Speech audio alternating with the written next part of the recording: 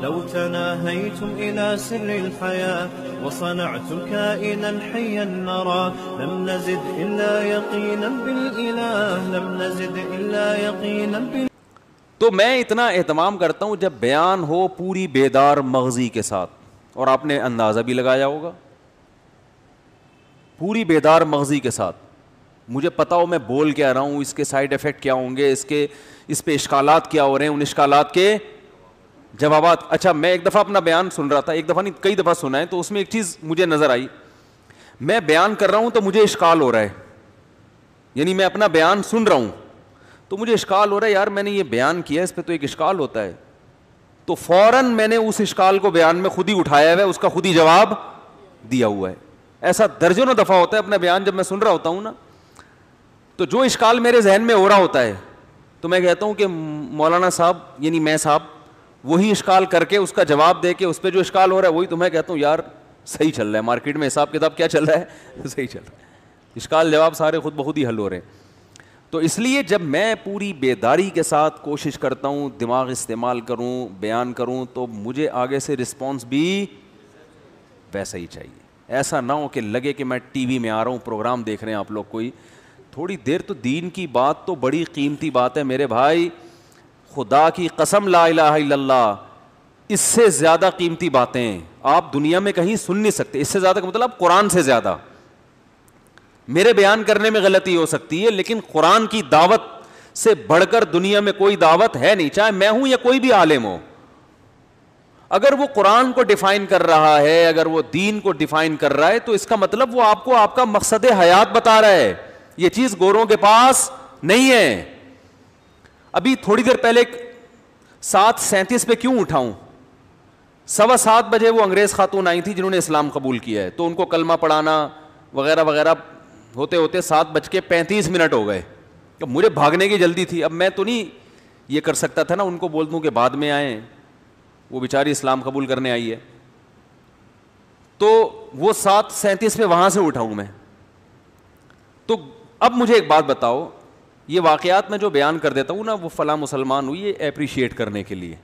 اب مجھے ایک بات بتاؤ, ایک گوری وہ ایک مولوی کے پاس آ کے اسلام قبول کر رہی ہے, دعوت اس کو کسی اور نے دی ہے, میں نے نہیں دی دعوت, میرے تو پاس آ کے صرف کلمہ پڑھا ہے اس نے, دعوت اس کو جو بھی محرک ہے وہ تو کوئی اور ہے, یا خود اس نے اسٹڈی کی ہوگی, مجھے نہیں پتا وہ کیوں ہوئی, اس کی ریزن مجھے معلوم نہیں ہے, اس نے خود اسلام کا مطالعہ کیا یا یہ کہ اس نے کسی نے تبلیغ کی, یہ مجھے تفصیل معلوم نہیں ہے, میرے پاس ٹائم بھی کم تھا تو میں زیادہ ڈیٹیل میں گیا نہیں.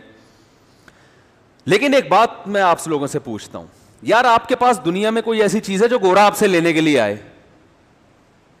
گورا آپ سے کہے یار, آپ پاکستان سے کہے یار موبائل بنا کے دو یار ہمیں, اور مولویوں سے بولو وہ موبائل بنا کے دیں, تم لوگ موبائل بہت اچھا بناتے ہو, آئے گا گورا آپ کے پاس؟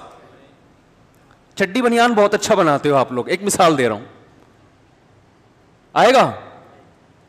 وہ کہے گا آپ لوگ الو بہت اچھا بناتے ہو معذرت کے ساتھ. تو کون سی چیز ہے جو گورا ہم سے لے گا؟ کچھ ہے ہی نہیں.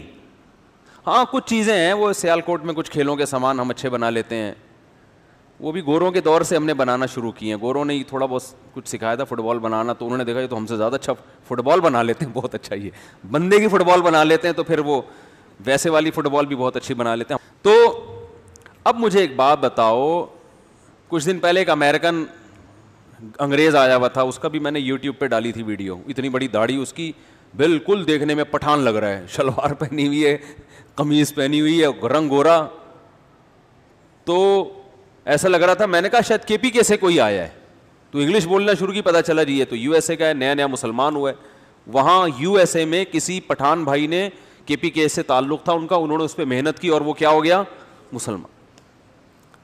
تو بھائی وہ ورنہ ہمارے پاس ہے کیا؟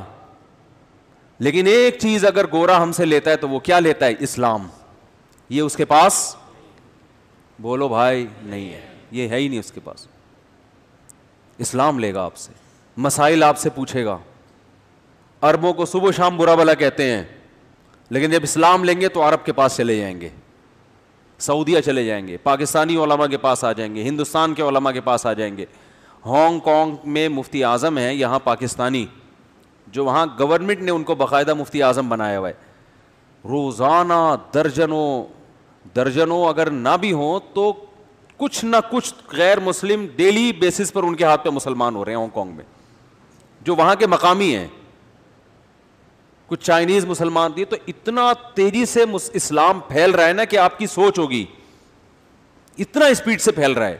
لیکن یہ خبریں ان کو ہائی لائٹ نہیں کیا جاتا, بہت تھوڑی بہت بتا دیا جاتا ہے کہ جی اتنے لوگ مسلمان ہو گئے, لیکن زیادہ یہ چیزیں بتائی نہیں جاتی ہیں. تو آپ مجھے بتاؤ کہ اس کا مطلب کہ وہ گورا بھی مانتا ہے کہ یار یہ چیز ہمارے پاس نہیں ہے. ہوا و حرص والا دل بدل دے, میرا غفلت میں ڈوبا دل بدل دے.